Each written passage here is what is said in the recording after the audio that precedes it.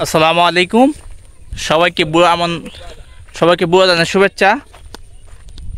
আজকে আমরা সামনে দেখবো একটা ধান জাত, কোন হাইব্রিড জাত। ধান দেখেন, ধান কাটা হইতেছে।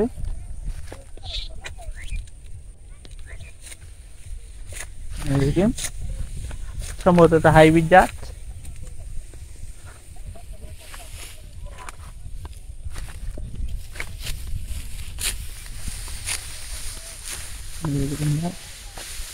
আসসালামু আলাইকুম।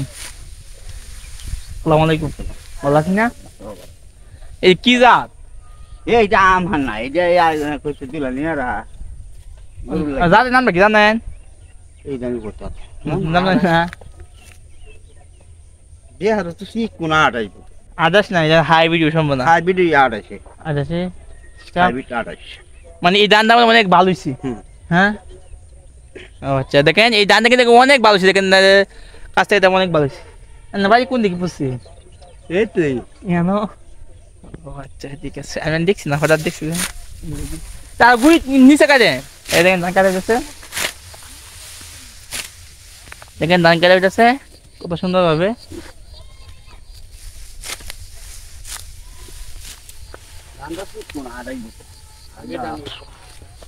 ধানটা কিন্তু অনেক সুন্দর, দেখেন অনেক সুন্দর একটা ধানের জাত।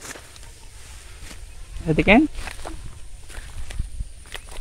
এই দেখেন ধানের জাতটা অনেক সুন্দর ধানের জাত।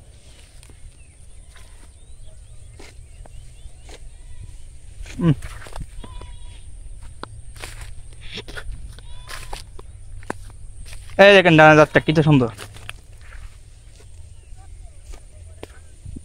দেখেন জাতগুলো কত সুন্দর। এ সম্ভব না হাইব্রিড জাত দিবে। দেখেন এই যে অনেক সুন্দর একটা জাত, আমার খুব ভালো লাগছে। দেখেন যে পুরো বিলটা অসাধারণ। দেখেন করে কি,